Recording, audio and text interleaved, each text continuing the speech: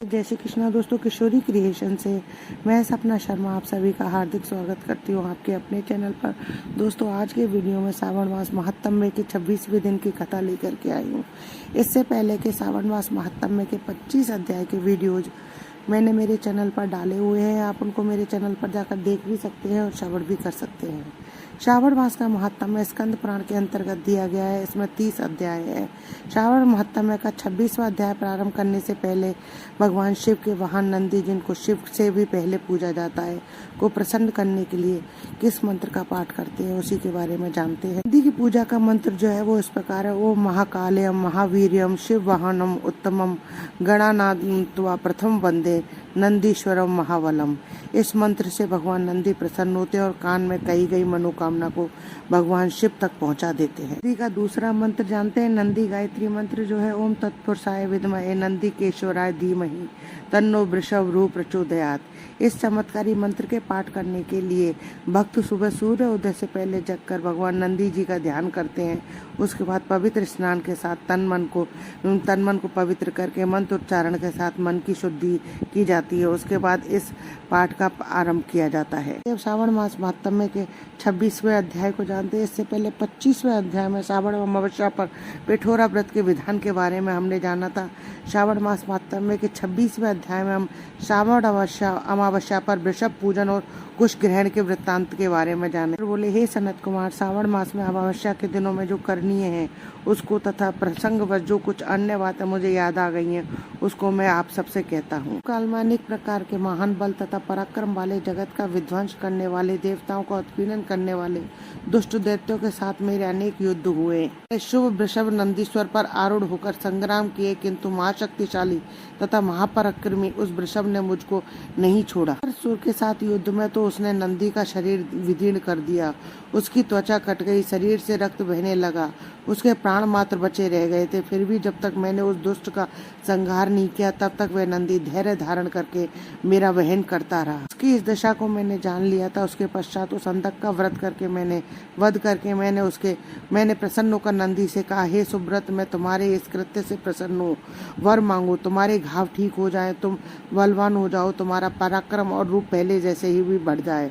अतिरिक्त तुम जो वर मांगोगे मैं तुम्हें अवश्य दूंगा। नंदी किशोर बोले, हे देव, हे महेश्वर, मेरी कहीं कोई याचना नहीं है। आप मुझ पर प्रसन्न है, फिर उससे बढ़कर और क्या वैभव हो सकता है। आप ही हे भगवान, लोकोपकार के लिए मैं मांग रहा हूँ।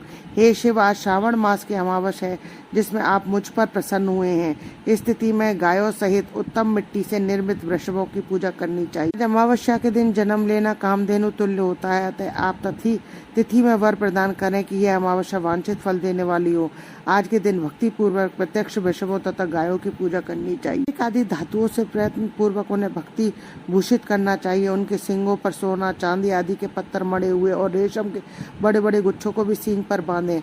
अनेक प्रकार के वर्णों से चित्रित सुंदर वस्त्र से उनकी पीठ को ढक दे और गले में मनोहर शब्द करने वाला घंटा बांध दे। सूर्योदय से लगभग 4 घड़ी बीतने पर गायों को ग्राम से बाहर ले जाकर पुनः साय वेला में ग्राम में प्रवेश कराएं। आहार के रूप में सरसों, तिल की खली आदि की तथा अनेक प्रकार का इस प्रकार इस दिन अर्पित करें। जो इस दिन ऐसा करता है उसका गोधन सदा बढ़ता रहता है। जिस घर में गाय न हो वह शमशान के समान है। पंचामृत तथा पंचगव्य दूध के बिना नहीं बनते हैं। गौ में गोबर से लेपन किए बिना घर पवित्र नहीं होता है। पहले के जमाने में कच्चे घर होते थे और गाय के गोबरों से ही उनको लीपा जाता था, इसलिए ऐसा कहा है।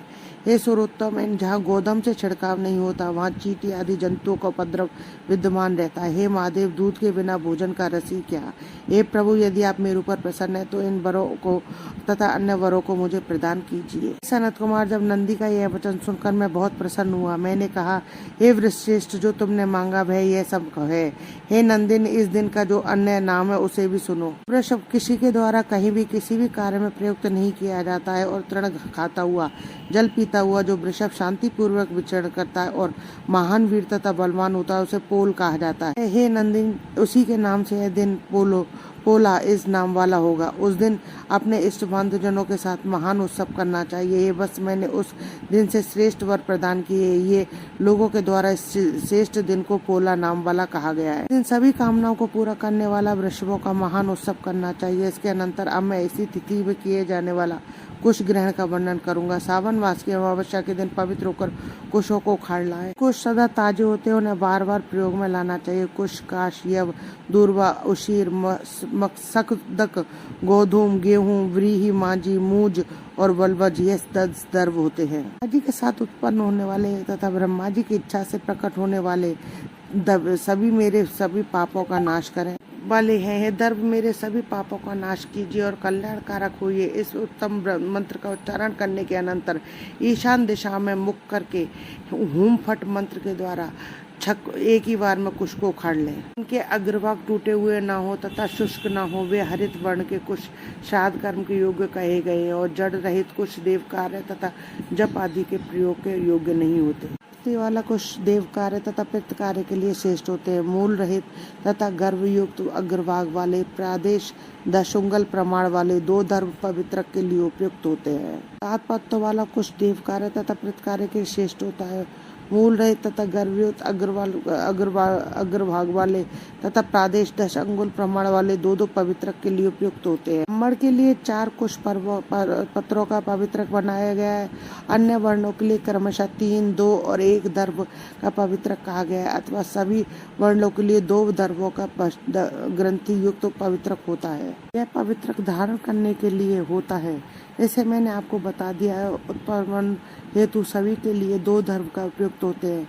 50 दर्भों से ब्रह्मा और 25 दर्भों से विष्टर बनाना चाहिए। आचमन के समय हाथ से पवित्रक को नहीं निकालना चाहिए। विकर के लिए पिंड देने तथा अरणी करने के लिए अनंतर पाद्य देने के पश्चात पवित्रक का त्याग कर देना चाहिए। दर्भ के समान युद्ध पुण्यप्रद पवित्र तथा पापनाशक कुछ भी नहीं है। आचमन के समय हाथ से पवित्रक को नहीं निकालना चाहिए। विकर के लिए पिंड देने वाले तथा अग्निकरण करने के अनंतर पार्घ देने के पश्चात पवित्रक का त्याग कर देना चाहिए। दर्भ के समान पुण्यवत पवित्र और पापनाशक कुछ भी नहीं है। के समय हाथ से पवित्रक को नहीं निकालना चाहिए। कर्म तथा पुत्र कर्म यह सब दर्भ के अधीन है। इस प्रकार के दर्भों को श्रावण मास की अमावस्या के दिन उखाड़ना चाहिए, इससे उनकी पवित्रता बनी रहती है। श्रावण मास की अमावस्या का वर्णन किया जाए। सनत कुमार, श्रावण मास की अमावस्या के दिन जो कृत्य होता है वह मैंने कह दिया। श्रावण मास में और जो भी करनी है उसे मैं आपसे कहता हूँ। श्री स्कंद पुराण के अंतर्गत ईश्वर सनत कुमार संवाद में श्रावण महात्म में अमावस्या के दिन पूजन कुश ग्रहण नामक 26वां अध्याय संपूर्ण। दोस्तों, यदि आपको मेरे वीडियो अच्छा लगे तो प्लीज़ मेरे वीडियो को ज़्यादा से ज़्यादा लाइक और शेयर कीजिए। यदि आपने अभी तक मेरे चैनल को सब्सक्राइब नहीं किया तो उसे सब्सक्राइब करना ना भूलें। पास में बेल आइकन को दबाएं, जिससे मेरे आने वाले नई वीडियो का नोटिफिकेशन आपको मिल जाए। हिंदू धर्म, रीति रिवाज, कथा कहानी जानने के लिए मेरे चैनल पर बने रहने के लिए बहुत बहुत धन्यवाद। जय श्री कृष्णा दोस्तों, राधे राधे।